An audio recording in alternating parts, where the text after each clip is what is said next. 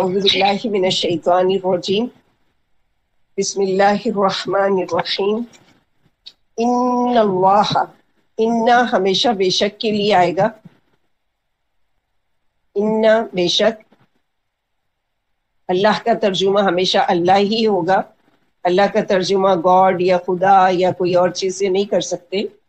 اللہ کا ترجمہ ہمیشہ اللہ تعالیٰ. بے شک اللہ، لا نہیں، لا کے کتنے معنی بتائی تھی میں نے لاسٹ ٹائم؟ کتنے ورڈز ہیں لا کے لیے عربی میں؟ لا نہیں، لا نہیں، لن نہیں، لن ہرگز نہیں. اور ماں کب نہیں بن جائے گا؟ جب آگے کی آیت میں اللہ آئے گا. کی آیت میں اگر اللہ آئے تو اگر ایک ہی آیت میں ماں اور اللہ آ رہا ہے تو ماں ہمیشہ اللہ بن جائے گا. کبھی کبھی اللہ نہیں ہونے کے باوجود بھی ماں اللہ ہوتا ہے، وہ سینٹینس کے حساب سے سمجھنا ہوتا ہے. ٹھیک ہے، تو یہاں پر کیا ہے؟ بے شک اللہ لا یستحیی، نہیں شرماتے، نہیں حیا کرتے، نہیں آتی اللہ کو، ان یضربا، ان کے، ان اگر آیا تو وہ بے شک کے لیے، اور ان کے، اور ان ہے تو اگر، اور ان نہ ہے تو بے شک. ملتے جلتے ورڈز ہیں لیکن دیکھو آپ کو فرق سمجھنا ہے. ان نہ بے شک، ان اگر، ان کے. یضربا بیان کرے، ضربا یضربو، آپ جب وہ گردان کرو گے تو اس پہ سمجھ میں آئے گا. ضربا کے کئی معنی آئے گا، مارنا بھی آتا ہے ضربا، اور بیان کرنا بھی آتا ہے، چلنا پھرنا بھی آتا ہے ضربا. تو یہ الگ الگ سینٹینس میں آپ کو سمجھ میں آئے گا. یہاں پر جو ضربا کا آ رہا ہے مضارع یضربا، کہ وہ بیان کرے. مثلا مثال، کوئی مثال، مثلا کوئی مثال، ماں جو، بعودتن مچھر کی. اب قرآن دیکھو ہم لوگوں کو یعنی جانوروں کے نام بھی سکھائیں گے عربی میں. سب سے پہلا یہ نام آ رہا ہے مچھر کا، بعودتن مچھر.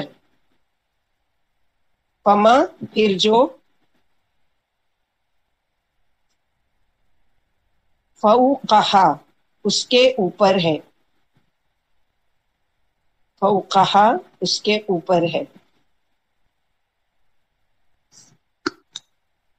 فَأَمَّا الَّذِينَ پھر رہے وہ لوگ، فَأَمَّا پھر رہے، الَّذِينَ وہ لوگ، آمنو جو ایمان لائے،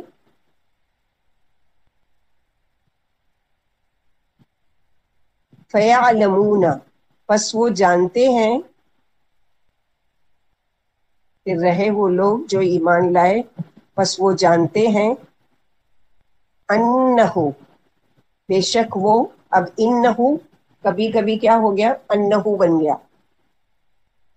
بے شک وہ، الحق حق ہے، من ربہم ان کے رب کی طرف سے، من یعنی سے، ربہم ان کے رب، تو ان کے رب کی طرف سے. وَأَمَّا اور رہے، الذین وہ لوگ. السلام علیکم باجی. وعلیکم السلام، بولیے. کون سی آیت چل رہی باجی؟ آیت نمبر ابھی چل رہی ہے 26. جزاک اللہ باجی. بھیا کی. وَأَمَّا اور رہے، الذین وہ لوگ، کفروا جنہوں نے کفر کیا، جنہوں نے کفر کیا، فیقولون پھر وہ کہتے ہیں،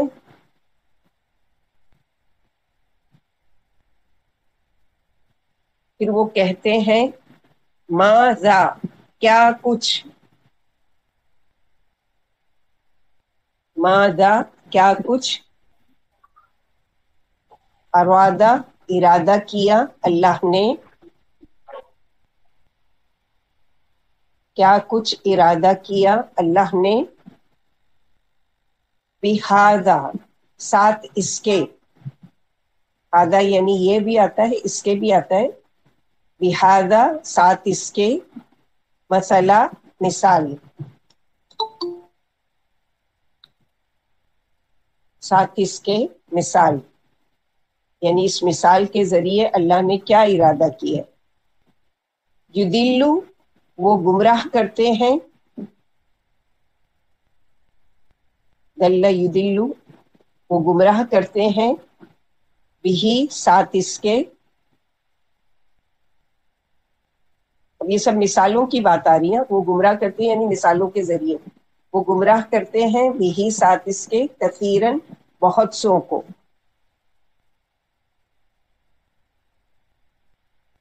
ویہدی اور وہ ہدایت دیتے ہیں۔ اللہ سبحانہ و تعالیٰ کے لیے جب بھی ہم الفاظ استعمال کریں گے تو عزت کے ساتھ، رسپیکٹ کے ساتھ، کیونکہ سب سے زیادہ جو رسپیکٹ کے لائق ذات ہے وہ اللہ سبحانہ و تعالیٰ کی، ہم لوگ وہ کرتے ہیں، وہ دعا کرتا ہے، وہ نہیں سنتا ہے، وہ ہماری نہیں وہ جواب دیتا ہے، اللہ ایسا کرتا ہے ویسا کرتا ہے، ایسا یعنی ایک چھوٹے بچے کے لیے جن کے وہاں ادب کا وہ سکھایا جاتا ہے سبق، وہ چھوٹے بچوں سے بھی پیار سے آپ سے بات کرتے ہیں، تو اللہ سبحانہ و تعالیٰ کی ذات تو مثل الاعلیٰ ہے، تو اللہ تعالیٰ کے لیے ہم استعمال نہیں کریں گے وہ کرتے ہیں، وہ کرتا ہے، تو ویہدی وہ ہدایت دیتے ہیں، یعنی اللہ سبحانہ و تعالیٰ بھی ساتھ اس کے، کثیرن بہت سو کو، اور وہ ہدایت دیتے ہیں اللہ تعالیٰ بھی ساتھ اس کے، کثیرن بہت سو کو۔ وما یدل بھی، اب وہی ماں آ گیا ہے اللہ کے ساتھ، کیا ہو جائے گا ماں کا معنی؟ وما نہیں نا، نہیں اور نہیں، اور نہیں، وما اور نہیں، کثیرن کے معنی کیا؟ کس کا؟ کثیرن یعنی بہت سے، بہت سے،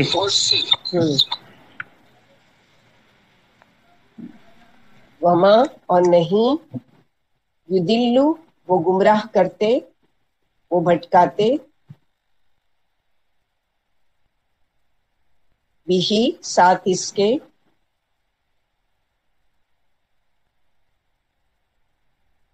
اللہ سوائے کے،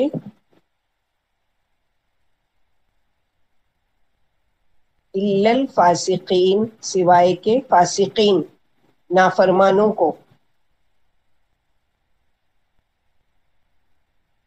سوائے کے نافرمانوں کو،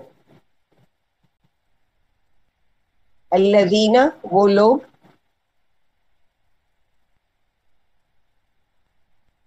ینقضون جو کاٹ دیتے ہیں،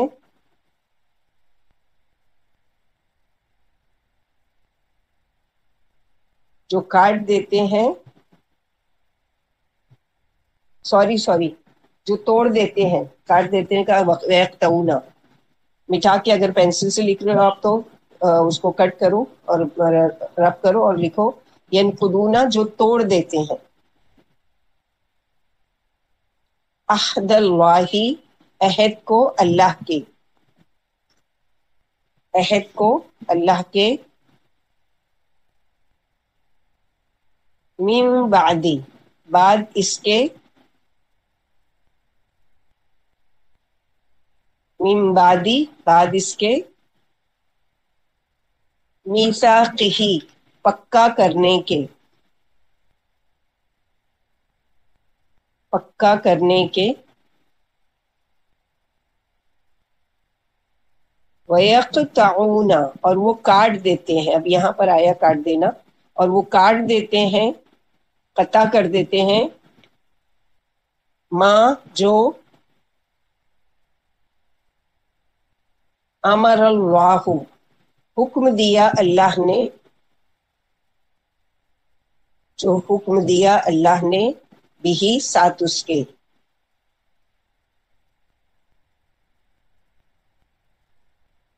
अन के यूसला जोड़ा जाए, के जोड़ा जाए, वयुफ्सिदूना और वो फसाद करते हैं, और वो फसाद करते हैं फी में अल अर्द जमीन, और वो फसाद करते हैं जमीन में।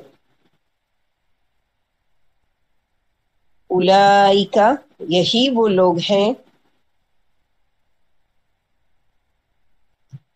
यही वो लोग हैं, हम वो अल खासिरून खसारा पाने वाले,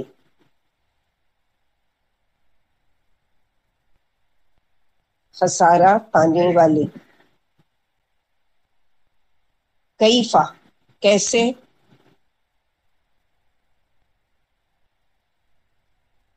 कैफा कैसे, तकफुरूना तुम कुफ्र करते हो, कैसे तुम कुफ्र करते हो, बिल्लाही अल्लाह के साथ,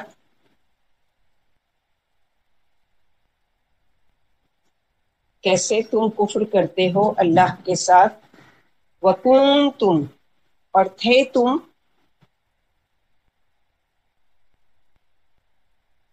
थे तुम अमवातन मुर्दा, थे तुम मुर्दा, फअहयाकुम फिर उसने जिंदा किया तुमको, उसने जिंदगी दी तुमको, फअहयाकुम फिर उसने जिंदगी दी तुमको,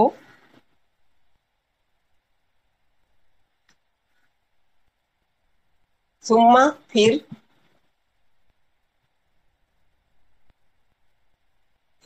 युमीतुकुम वो मौत देंगे तुमको, यानी अल्लाह सुब्हानहू व तआला फिर वो मौत देंगे तुमको।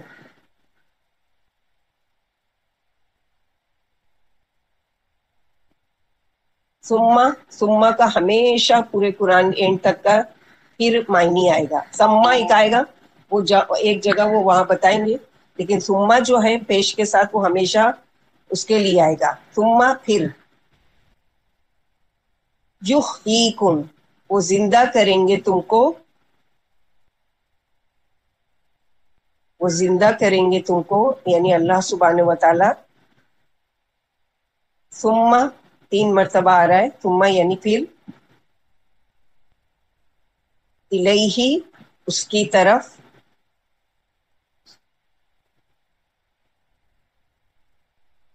उसकी तरफ, तुरजऊन तुम लौटाए जाओगे,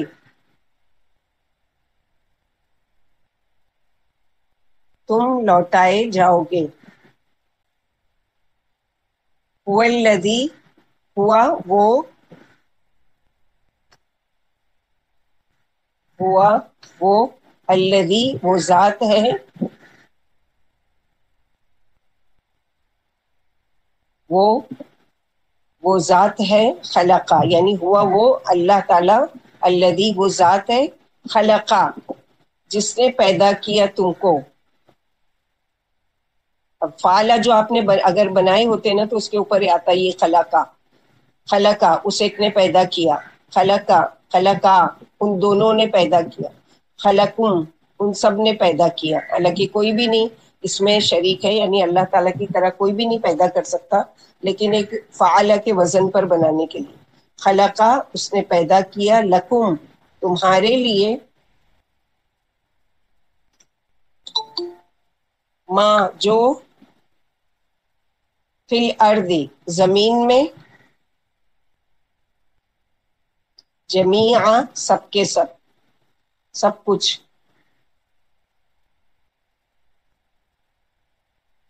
सुम्मा फिर,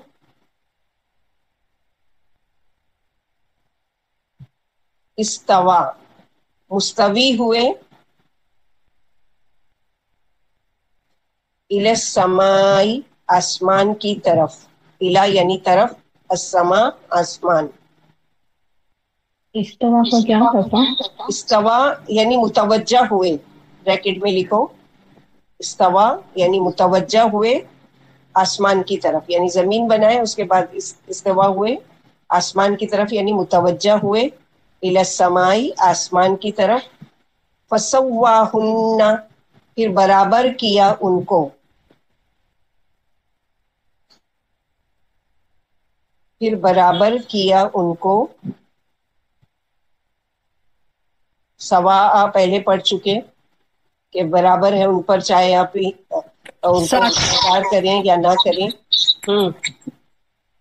बोलो। 7 सबआ 7, फसव्वाहुन्ना फिर बराबर किया उनको, सबआ 7 समावात आसमानों में, आसमान। समा एक है, समावात उसकी जमा है, सबा आया है इसलिए जमा का सिगार है समावात।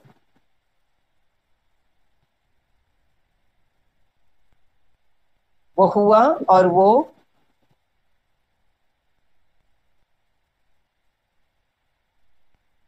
और वो बिकुल्ली हर शैइन चीज, हर चीज को,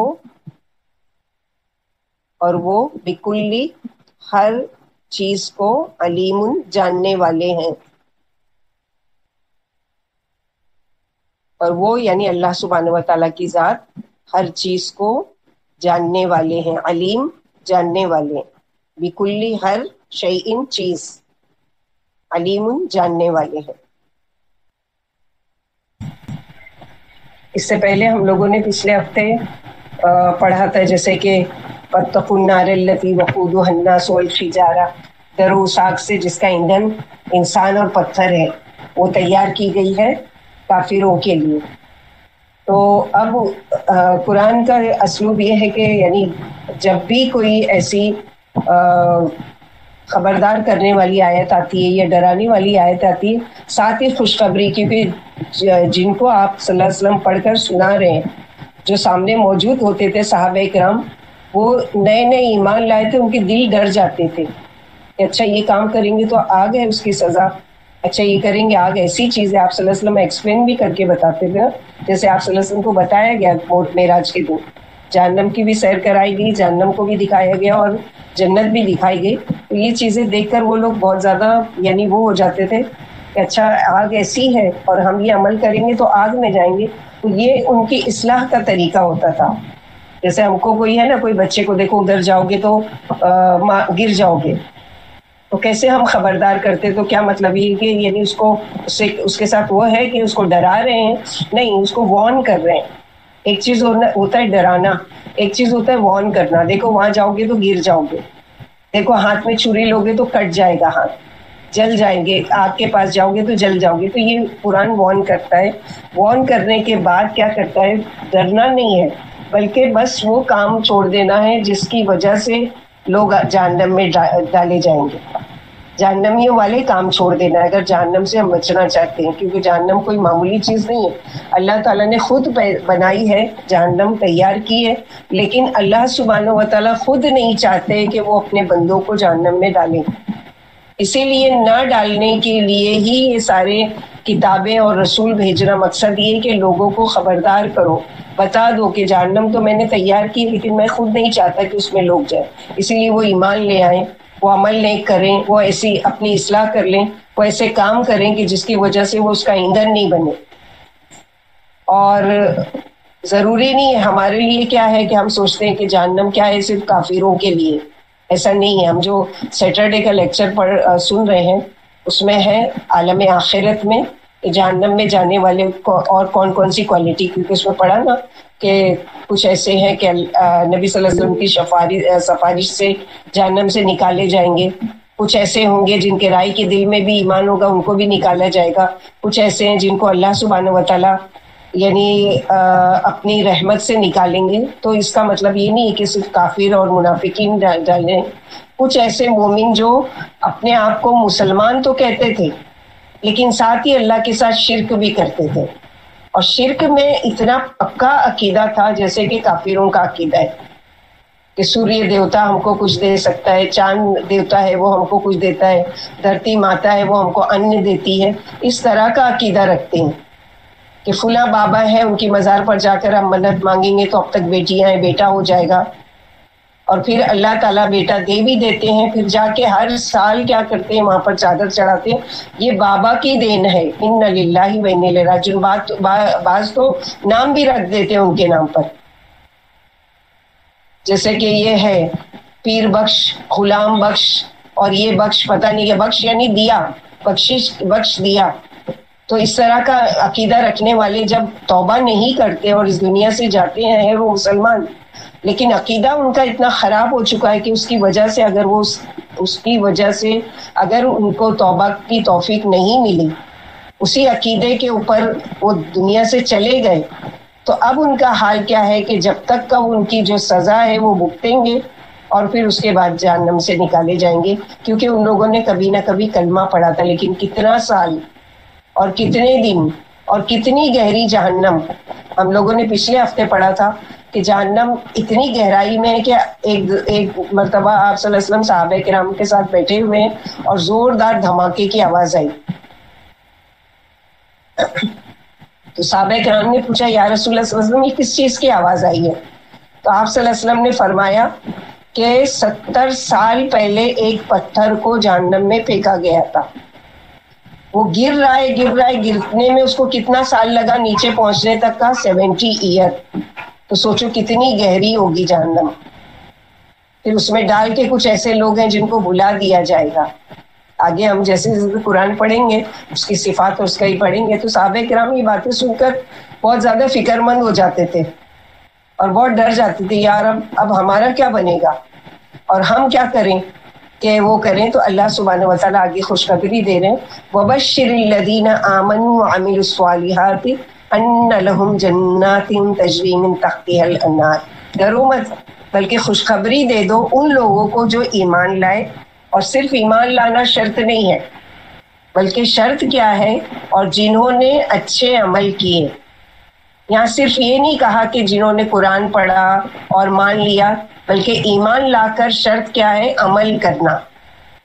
کیونکہ بہت سے لوگ ایمان والے تو ہوتے ہیں، اپنا نام مسلمانوں کے نام پر رکھتے ہیں، لیکن پریکٹیکل میں کچھ بھی نہیں ہے. نہ ان کی زندگی میں نماز ہے، نہ قرآن سے تعلق ہے، نہ روزہ ہے، نہ علم ہے دین کا کہ اللہ سبحانہ و تعالیٰ نے ایمان لانے کا جو تقاضا ہے اس کو کیسے پورا کرنا ہے.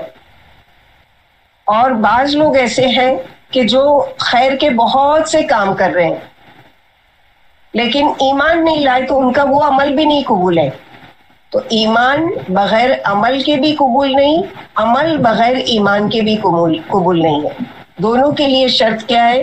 ایمان اور عمل صالح. کیونکہ پوری قرآن میں کئی جگہ آیتیں آئے گی ان الذین آمنوا وعملوا الصالحات، ان الذین آمنوا وعملوا الصالحات، کہ بے شک وہ لوگ جو ایمان لائے اور عمل کیے. کیونکہ بہت سے لوگ ایسے ہیں جیسے آپ دیکھیں گے کہ نان مسلمس میں بھی چیریٹی کا بہت زیادہ ان لوگوں کے وہ ہے، بڑے بڑے ہاسپٹل بناتے ہیں، بڑے بڑے یعنی ہاسٹلس بناتے ہیں، بہت بڑے گارڈن بنواتے ہیں اور پانی کا وہ روڈ پر لگوا دیتے ہیں، بہت سارے کام کرتے ہیں.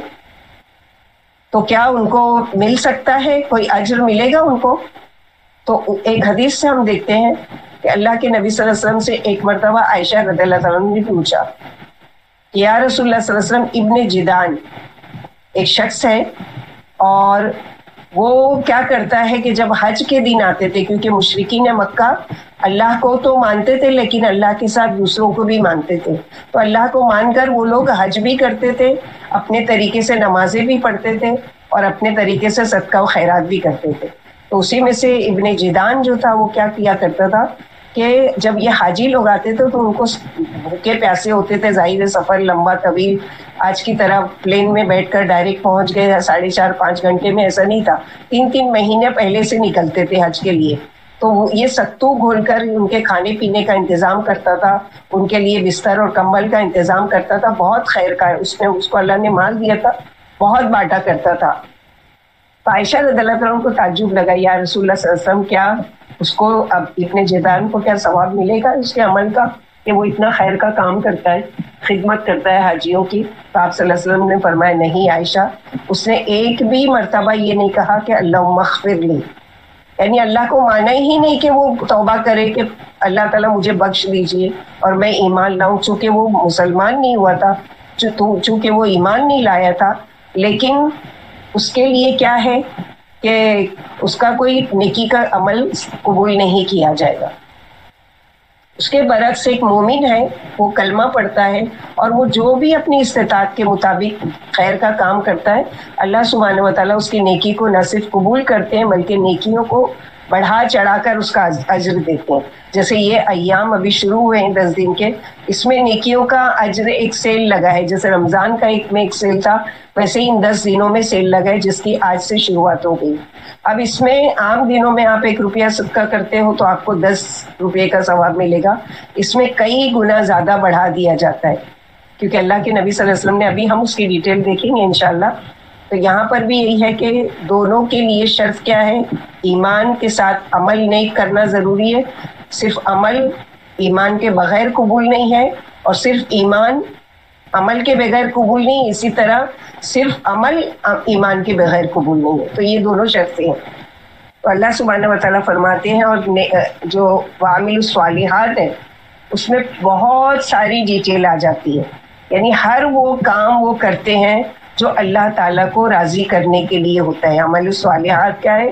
ہر وہ خیر کا کام, ہر وہ نیکی کا کام جو وہ اپنے رب کو راضی کرنے کے لیے کرتے ہیں. اگر یہی عمل صالح ہے کسی اور کو دکھانے کے لیے ہم کریں گے تو اللہ تعالیٰ کے یہاں قابل قبول نہیں ہے وہ عمل, بلکہ ریجیکٹ ہے, مردود ہے. کیونکہ اللہ تعالیٰ کو ملاوٹ نہیں چاہیے کسی بھی کام میں, خالص چاہیے. آپ نماز پڑھ رہے ہو خالص اللہ تعالیٰ کے لیے. اگر نماز پڑھتے پڑھتے کوئی آ گیا تو میں چھوٹی قرات پڑھ رہی تھی, میں اس کو دکھانے کے لیے لمبی قرات کر رہی ہوں اور بہت اچھی تجوید کے ساتھ پڑھ رہی ہوں, وہاں میری نیت چینج ہوئی, یہاں میرا اجر چینج ہو گیا.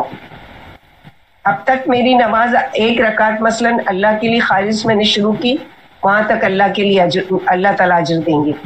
دوسری رکعت کوئی آ گیا, اس کو دکھانے کے لیے میں طویل سجدہ, طویل قیام اور وہ کر رہی ہوں, وہاں پر اس کا مائنس ہو گیا, وہ اس کے لیے چلا گیا جس کو دکھائے. تو بہت تاکید ہے کہ ہر وہ نیکی کا کام, چاہے آپ صدقہ کر رہے ہو, چاہے نماز پڑھ رہے ہو, چاہے قرآن پڑھ رہے ہو, چاہے قرآن سیکھ رہے ہو, چاہے آپ کوئی خیر کی بات کسی کو بتا رہے ہو, کسی کو کلاس کے لیے جوائن کر رہے ہو, جو بھی خیر کا کام, اس میں خالص یہ اللہ, یہ میں آپ کے لیے کر رہی ہوں, میرا اور کوئی مقصد نہیں ہے, اور آپ سے مجھے اجر چاہیے, لوگوں سے نہیں چاہیے. تو ایسے اگر عمل نہ کریں گے تو انشاءاللہ باذن اللہ اللہ تعالیٰ نے کیا کیا ہے کہ خوشخبری دی ہے ان کے لیے, ان لہم جنات تجری من تحتها الانہار, کہ بے شک ان سب کے لیے خوشخبری ہے باغات کی, اور ایک باغات نہیں ہے, کئی قسم کے باغات ہیں, کئی قسم کی جنتیں, اور کئی قسم کے جنت کے 100 درجے ہیں, ہر درجے کا ایک الگ ہی حسن ہے, ایک الگ ہی وہ ہے. اور سب سے بڑی چیز تجری من تحتها الانہار, جن کے نیچے کئی طرح کی نہریں بہتی ہیں. یعنی کوئی نہر ہے جو پانی کی ہے, کوئی نہر ہے جو دودھ کی, سورہ محمد میں ہم پڑھیں گے 4 قسم کی نہریں, اور کوئی نہر ہے جو شراب کی ہے یعنی جوس کی, اور کوئی ہے شہد کی. جس طرح نہ ماننے والوں کا انجام بھی بتایا گیا, ان میں ہر قسم کے لوگ ہوتے ہیں, ماننے والوں میں ایمان کے ساتھ عمل والے لوگ ہوتے ہیں, یعنی 2 کیٹیگری کے لوگ بتا دیے گئے. ایک نہ ماننے والے ہیں, ان کے لیے خسارہ ہے اور ان کے لیے جہنم تیار کی گئی, اور ماننے والوں کے لیے, عمل نہیں کرنے والوں کے لیے کیا ہے, اللہ تعالیٰ نے وہ جنت تیار کی ہے کہ یعنی جو انسان سوچ بھی نہیں سکتا. ابھی ہم اس کی کچھ کوالٹی, کچھ چیزیں دیکھیں گے. آگے اللہ تعالیٰ فرماتے ہیں, اور اوپر جیسے دشمنان دین اور منکرین اسلام کے عذابوں کا بیان تھا, یہاں مخلصین اور سعادت مندوں کا یعنی ماننے والوں کا بیان ہے جو اپنے نیک اور پاکیزہ عملوں سے اپنے ایمان کا ثبوت دیتے رہے. قرآن کریم کا یہ دلکش اور نصیحت آمیز طریقہ بیان کیا گیا ہے. قرآن کو اسی لیے مثانی کہا جاتا ہے. مثانی یعنی کیا, ڈویل, جیسے ضد, اپوزٹ, کہ اس میں ایک चीज के साथ उसकी जिद का भी यानी अपोजिट भी मौजूद होता है। किसी चीज के साथ उसकी जब अपोजिट बयान करना हो तो उसको तशाबे कहा जाता है। कुरान को इस मायने के एतबार से मुतशाबे भी कहा गया है, यानी इसमें अपोजिट चीजें भी बयान की जाती है। फिर जन्नत की नहरें, कि जन्नतियों की ये खूबी है कि वहाँ नहरें बह रही हैं, यानी जन्नत के दरख्तों के या उसके आलीशान महलों के नीचे नहरें जारी हैं। एक सही हदीस में कि जन्नत की नहरें गढ़ों में नहीं बहती हैं, बल्कि एक हमवार, इक्वल, मुसत्तह और मुअय्यन हद के अंदर जारी है। कौसर के बारे में आया है कि उसके दोनों किनारों पर आमने सामने सच्चे फुलदार मोतियों की कीमें हैं, और जन्नत की मिट्टी मुश्क और संगरेजे मोती और जवाहिर है। हम भी हक ताला के फजलो करम के उम्मीदवार हैं, यानी हम सब हर रोज दुआ करना चाहिए कि रसूल सल्लल्लाहु अलैहि वसल्लम ने फरमाया मुश्क के पहाड़ों या टीलों के निचले हिस्से से जन्नत की नहरें निकलती हैं, और अल्लाह ताला के अर्श के नीचे जो जन्नतुल फिरदौस है वो उसका यानी असल है, यानी उससे फिर बाकी की नहरें निकलती है। इसीलिए अल्लाह के नबी सल्लल्लाहु अलैहि वसल्लम ने फरमाया कि जब तुम जन्नत का सवाल करो तो अल्लाह ताला से सवाल करो जन्नतुल फिरदौस का, और कम से कम 3 मरतबा अल्लाहुम्मा इन्नी अस्अलुका जन्नतुल फिरदौस, अल्लाहुम्मा इन्नी अस्अलुका जन्नतुल फिरदौस। छोटी सी दुआ है, नहीं है तो आप उर्दू में भी मांग सकते हैं कि अल्लाह ताला मैं आपसे जन्नतुल फिरदौस का सवाल करती हूँ।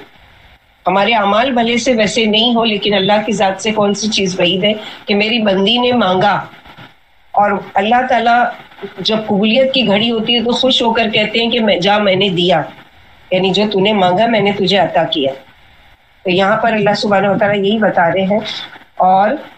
और जन्नत की क्या खूबी है, कुल्लमा रुज़िक़ू मिन्हा मिन समरतिर रिज़्क़न क़ालू हाज़ल लज़ी रुज़िक़ना मिन क़ब्ल व उतू बिही मुतशाबिहा व लहुम फ़ीहा अज़वाजुम मुतख़्ख़रा व हुम फ़ीहा ख़ालिदून। जब कभी वो इन बागों में, जन्नत में किसी किस्म का फल रिस्क वो दिए जाएंगे, क़ालू वो कहेंगे हाज़ल लज़ी रुज़िक़ना मिन क़ब्ल, ये तो वही है जो हम पहले खाया करते थे, यानी ऐसी चीज़ें तो हमें पहले भी मिली थी, जानी पहचानी चीज़ है, यानी कोई झिझक नहीं होगी। यानी कोई चीज़ नई अगर आ जाती है, बच्चा भी है, कोई टॉय अगर नया आता है, पहले वो डायरेक्ट उसको पकड़ नहीं लेता है, पहले थोड़ा सा डरता है, वो करता है, फिर उसको लगता है अच्छा ये वो टॉय है जैसे मेरे पास है, उससे मिलता जुलता है, तो वो खुशी से। तो जन्नत के फल की तो मिसाल कैसी हम देखते हैं, लेकिन नाम वही होंगे और जायके में फ़र्क होगा, साइज़ में फ़र्क होगा।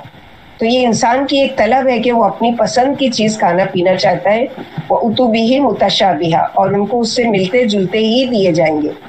चखने के बाद तो बहुत ही बेहतरीन होंगे, कि जैसे कि अल्लाह के नबी सल्लल्लाहु अलैहि वसल्लम ने फरमाया कि जन्नत की नेमतें ऐसी हैं, माला आइनुन रात वला उदुनुन समिअत वला खतरहु अला क़ल्बि बशर, जिसे किसी आँख ने न देखा, ना किसी कान ने सुना, और ना किसी इंसान का दिल इसका गुमान या तसव्वुर कर सकता है। तो जन्नत के फलों के बारे में पहले हम देखते हैं, फिर आगे अज़वाजी मुतहरात, कि जन्नत के फल अहले जन्नत के लिए वाफर मिकदार में है, लिमिटेड नहीं है। मसलन ये कि एक फैमिली है जिसमें बेचारा कमाने वाला एक ही है, मैंगो का सीजन है, वो 1 दर्जन या 1 किलो लेकर आता है, तो अब सबका दिल चाह रहा है कि सबको एक एक खाने मिले, लेकिन क्या कहा जाता है कि नहीं, सब एक साथ काटो और सब खाओ, इसलिए कि अब उसमें कुछ ऐसे हैं वो जो जल्दी जल्दी खाने वाले, कुछ ऐसे जो स्लोली खाने वाले, अब उनके हिस्से में तो कम आया उसके में। लेकिन जन्नत ऐसी चीज़ है, ऐसी जगह है कि जहाँ वाफर मिकदार, बेहिसाब, हर चीज़ बेहिसाब, और जन्नत में हर मौसम का फल मैसर होगा।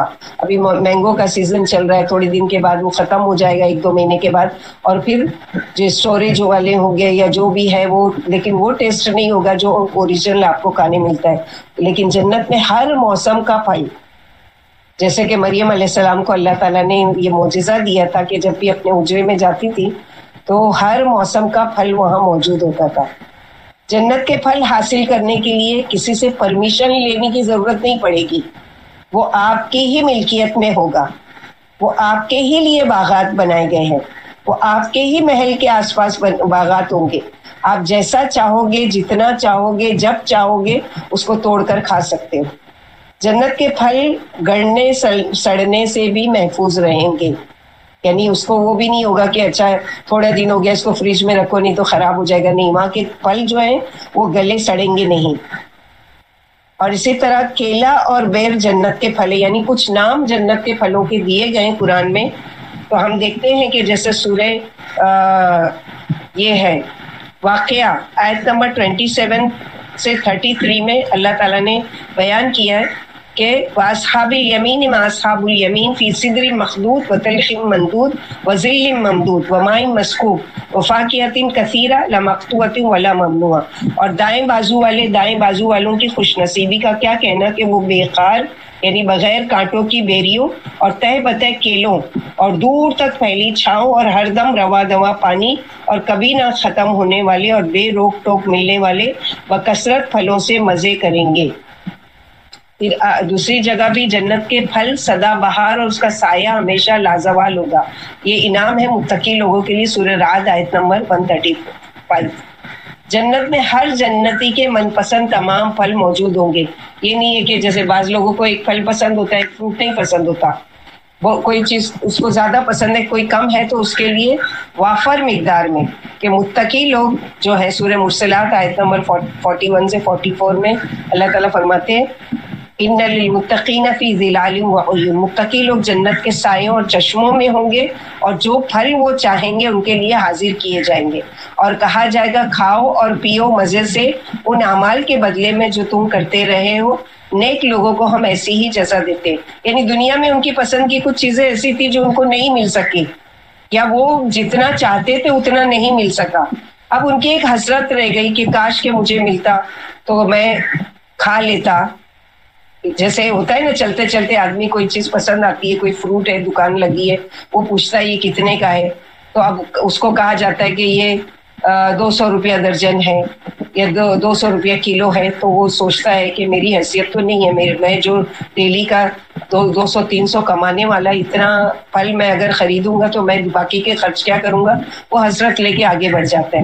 اب اس کے لیے اللہ تعالیٰ نے چونکہ وہ یہاں پر صبر کیا اور تھا بھی وہ ایمان والا اور اللہ تعالیٰ سے ایک امید رکھتا تھا کہ انشاءاللہ، اسی لیے کوئی کاش اگر دنیا میں نہیں پوری ہونا تو اللہ تعالیٰ سے یہ کرے گا کوئی بات نہیں، جنت میں تو ہے نا، جنت تو ہے نا جہاں پر مجھے ملے گا۔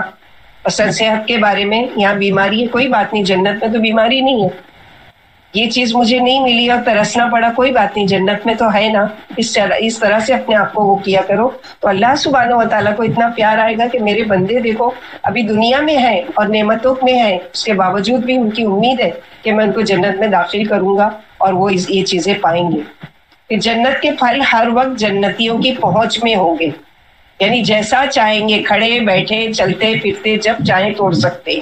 سورہ دہر آیت نمبر 14 میں اللہ تعالیٰ فرماتے ہیں کہ جنت کی چھاؤں ان پر جھکی ہوئی سایہ کر رہی ہوگی اور اس کے پھل ہر وقت ان کی پہنچ میں ہوں گے۔ مثلاً آپ لیٹے ہوئے اور آپ کو دل چاہ رہا ہے ایپل کا، ایپل جھک کر ڈالی کے ساتھ آیا آپ کے پاس، آپ نے توڑا اس کو کھایا، وہ درخت واپس اپنی جگہ پر چلا گیا اور پھل واپس لگ گیا۔ یہ نہیں کہ وہ ٹوٹ گیا تو ختم ہو گیا، ایسے تو جنتی سارے توڑ لیں گے پھل ختم ہو چکے، نہیں، وہ واپس فوراً کی فوراً وہاں لگ جائے گا۔ کھڑے چلتے چلتے آپ کا دل چاہ رہا ہے میں مینگو جوس پیوں، مینگو کا جوس بن کر آیا، آپ نے پیا اور وہ واپس جاڑ پر واپس لگ گیا۔ یہ چیزیں اسی لیے تو کہا گیا نا کہ ایسی چیزیں جو انسان دنیا میں کتنا بھی ترقی کر لے ایسی چیزیں نہیں بنا سکتا، بہت ساری نقالی کی جاتی ہے، بہت ساری کوشش کی جاتی ہے لیکن پھر بھی ناکام ہے۔ جنت کی تو بات ہی کچھ اور ہے۔ جنت کی کھجور مٹکے کے برابر ہوگی جو دودھ سے زیادہ سفید، شہد سے زیادہ میٹھی اور بٹر سے بھی زیادہ نرم ہوگی۔ جنت کے پھل کا ایک خوشہ اتنا بڑا ہے کہ اگر دنیا میں آ جاتا تو صحابہ کرام کی جماعت قیامت تک اسے کبھی بھی ختم نہیں کر سکتی۔ حدیث سے دیکھیں گے حضرت عبداللہ بن عباس سے نماز کسوف یعنی جو سورج گرہن کی نماز پڑھی جاتی ہے، یہ حدیث میں روایت ہے کہ صحابہ کرام نے رسول اللہ صلی اللہ علیہ وسلم سے عرض کیا، یا رسول اللہ صلی اللہ علیہ وسلم، یعنی آپ صلی اللہ علیہ وسلم سورج گرہن کے وقت نماز پڑھا رہے تھے اور آپ نے 2 مرتبہ آگے بڑھے اور 2 مرتبہ پیچھے ہٹے، تو جب نماز ختم ہو گئی تو صحابہ کرام نے آپ سے سوال کیا کہ ہم نے آپ کو دوران نماز دیکھا کہ آپ نے اپنی جگہ پر کوئی چیز لی ہے، پھر ہم نے آپ کو دیکھا کہ آپ وہ چیز لینے سے رک گئے۔ آپ صلی اللہ علیہ وسلم نے ارشاد فرمایا میں نے جنت دیکھی، یعنی جنت بالکل میرے سامنے لائی گئی اور میں نے چاہا کہ اس کا ایک خوشہ ہے، اب وہ خوشہ چاہے انار کا ہوگا، چاہے انگور کا ہوگا، یا جو بھی فروٹ کا ہوگا، ایک بنچ ہے جو میرے قریب لایا گیا، میں نے ہاتھ بڑھایا کہ میں اس کو توڑ لوں. اگر میں اس کو توڑ لیتا تو جب تک دنیا رہتی تو تم لوگ اسے کھاتے رہتے، یعنی ہم سب کو بھی ملتا. تو سوچ لو کہ کتنی بڑی وہ چیز ہوگی. اب انسان سوچتا ہے کہ اچھا اتنی بڑی بڑی چیزیں، اور انسان تو اتنا چھوٹا کہ وہ اس میں سے ایک بھی پیس کھائے گا تو پیٹ بھر جائے گا. نہیں، جنتیوں کے جسم کو بھی لمبا چوڑا اور ہیوج کر دیا جائے گا تاکہ وہ کھائیں گے اور ہضم کریں گے اور بے حساب کھائیں گے. جنت کے پھل کا ایک خوشہ اگر دنیا میں آ جائے تو زمین و آسمان کی ساری مخلوق کے کھانے پر بھی ختم نہ ہو، جیسا کہ ہم لوگوں نے پڑھا. تو جنت کی نعمتوں کے بارے میں ایسی احادیث کم از کم مسلمانوں کے لیے تو بالکل تعجب کی نہیں ہے، جو اپنی آنکھوں سے گزشتہ 6000 سال سے مسلسل، یعنی ایک چیز آپ امیجن کرو اور دیکھو، سوچو کہ زمزم کے کنویں کو بہتا ہوا دیکھ رہے ہیں. کب سے بہ رہا ہے یہ؟ 6000 ایئر سے، جس سے ساری دنیا اہل ایمان سال بھر مستفید یعنی فائدہ اٹھاتے ہیں. رمضان المبارک اور حج کے دوران تو ہر شخص کھلی آنکھوں سے اس نعمت کا نظارہ کرتا ہے. لوگ نہ صرف جی بھر کر استعمال کرتے ہیں بلکہ اپنے اپنے شہروں اور ملکوں کو واپس جاتے ہوئے بلا روک ٹوک جتنا چاہتے ہیں ساتھ لے کر بھی جاتے ہیں. لیکن نہ تو پانی میں کبھی کمی آئی، نہ وہ ختم ہوا ہے، اور قیامت تک پانی یوں ہی استعمال ہوتا رہے گا. تو یہ ہے جنت کی کوالٹی. ایک مثال بتائی گئی کہ جس طرح آج اپنی آنکھوں سے ہم دیکھ رہے ہیں، اپنے زبان سے اس کا پانی کو ٹیسٹ کرتے ہیں، وہ کب سے چل رہا ہے؟ 6000 سال پہلے سے، اور آج تک ہے اور قیامت تک وہ قائم رہے گا. نہ اس میں کوئی کمی نہیں آئی. حالانکہ کتنے لاکھوں، یعنی ہر سال حج میں اگر سمجھو 10 لاکھ 20 لاکھ لوگ جاتے ہیں، ہر کوئی اگر 5 گیلن کا 5 یعنی لیٹر کا گیلن بھی لے کر جا رہا ہے تو کتنا لاکھوں گیلن جاتا ہے، لیکن اس کے باوجود بھی اس میں کمی نہیں آتی. تو جنت کی تو کیا کہنے، وہ تو ہی ہے ابدی اور ہمیشہ والی. کھجور، انار اور انگور جنت کے پھل ہیں. انجیر بھی جنت کا پھل ہے. جنت کے تمام پھل جو ہیں وہ بغیر گٹلی کے ہوں گے. کھجور کھاتے منہ میں گٹلی آئی نکال کے پھینکنا پڑتا ہے. مینگو چوس رہے ہیں کھا رہے ہیں، اس میں سے گٹلی آئی اس کو وہ کرنا پڑتا ہے. وہاں پر اگانے کی ضرورت ہی نہیں ہے نا. یہ دنیا میں کیوں گٹلی ہے؟ اس لیے کہ واپس سے ریسائکلنگ کرنا ہے، واپس سے اگانا ہے. لیکن وہاں تو ضرورت ہی نہیں، وہاں تو ہر کام اللہ تعالیٰ کی کن سے ہو رہا ہے. وہاں تو وہ دنیا میں کیا ہے، ایک بیج ڈالا جائے گا، وہ لمبا درخت بنے گا، پھر 5 سال کے بعد اس پر مینگو لگے گا. وہاں پر ایسا نہیں ہے. وہاں پر تو ایک نے ایک پھل توڑا اور وہاں پر دوسرا لگ بھی گیا فوراً. حضرت ابو درداء سے روایت ہے کہ نبی کریم صلی اللہ علیہ وسلم کی خدمت میں انجیر کا ایک تھال پیش کیا گیا ہے، جس کو عربی میں تین کہتے ہیں، جس کی قسم کھائی ہے اللہ تعالیٰ نے، والتین والزیتون. تو تین کہتے ہیں، اور جیسے ہمارے یہاں 3 یعنی 3، وہاں 3 یعنی انجیر. تو آپ صلی اللہ علیہ وسلم کے سامنے ایک مرتبہ ایک تھال میں پیش کیے گئے انجیر. آپ صلی اللہ علیہ وسلم نے ارشاد فرمایا کھاؤ. خود بھی اس سے انجیر کھائی آپ صلی اللہ علیہ وسلم نے، اور فرمایا اگر میں کسی پھل کے بارے میں کہوں کہ یہ جنت سے نازل ہوا ہے تو یہی وہ پھل ہے، کیونکہ جنت کے پھل گٹلی کے بغیر ہوں گے. بس کھاؤ. انجیر بواسیر کو ختم کرتی ہے اور گٹھیا کے لیے مفید ہے، یعنی جو جوڑوں کا پین ہوتا ہے اس کے لیے مفید ہے. آپ صلی اللہ علیہ وسلم نے طب نبوی میں اس چیز کا ذکر کیا ہے. جنتی جب کسی درخت سے پھل توڑیں گے تو اس کی جگہ فوراً نیا پھل آ جائے گا. حدیث سے حوالہ، ابھی تک تو ہم لوگ ایسے ہی پڑھ رہے تھے. حضرت صوبان رضی اللہ تعالیٰ عنہ کہتے ہیں رسول اللہ صلی اللہ علیہ وسلم نے فرمایا جب کوئی آدمی جنت سے پھل توڑ لے گا تو اس کی جگہ دوسرا پھل لگ جائے گا، یعنی فوراً ہی آ جائے گا وہیں کے وہیں. یہ اللہ سبحانہ وتعالیٰ کی ذات سے. تو وہ جنت ایسی ایزی نہیں ہے. اللہ جنت ہوا جنت الغالیہ. آپ صلی اللہ علیہ وسلم نے فرمایا خبردار، یاد رہے، وارن کیا ہے کہ جنت غالیہ ہے. غالیہ یعنی مہنگی ہے. مہنگی ہے، اس کی قیمت یہاں پر دینی ہے. اپنی جان سے، اپنے مال سے، اپنے وقت سے، اپنے ٹیلنٹ سے، اپنی ہر وہ چیز جو اللہ تعالیٰ نے آپ کو دی ہے اس سے جنت کو خریدنا ہے. جیسے ایک صحابی کے بارے میں آتا ہے کہ ایک کھجور کھا رہے تھے. کسی نے کہا کہ تم کیا کر رہے ہو؟ تو کہا کھجور کھا رہا ہوں. کہا کہ چلو جنگ میں. کیوں جنگ میں چلوں؟ کیا ملے گا؟ جنت ملے گی. تو کہا کہ اچھا یہ کھجور ختم کر لوں تو پھر چلتا ہوں. پھر کہتے ہیں اپنے آپ سے جب تک کھجور ختم کروں گا تو اتنی دیر میں تو یعنی جنگ میں شامل ہو کے میں بہت کچھ اجر پالوں گا. اور انہوں نے کیا کیا, وہیں کھجور پھینکی اور جنگ میں شامل ہوئے اور شہید ہو گئے, ڈائریکٹ جنت. تو یہ ان لوگوں کو ایک چیز کا یقین تھا نا, ہمارے اوپر کیوں نہیں اس چیز کا وہ ہوتا ہے کہ ہم قرآن سالوں سال سے پڑھ رہے ہیں اور کئی مرتبہ قرآن میں جنت اور جہنم کا ذکر آتا ہے, لیکن یقین کیوں نہیں آتا, کیوں نہیں ہم اس کو حاصل کرنے کی کوشش کرتے, کیوں نہیں اس سے بچنے کے لیے کوشش کرتے؟ اس لیے کہ ہم کو اس کے بارے میں اہمیت ہی نہیں معلوم ہے, ہم اس کے بارے میں جانتے ہی نہیں. جس چیز کا علم نہیں ہوگا ظاہر ہے کہ ہم کیوں مانگیں گے یا کیوں بچیں گے.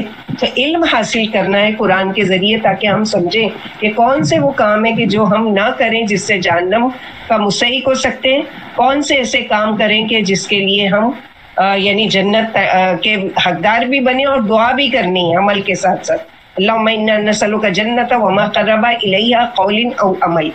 اللہ تعالیٰ ہم جنت کا سوال بھی کرتے ہیں اور ہر اس عمل کا سوال کرتے ہیں جو ہم کو جنت سے قریب کر دے.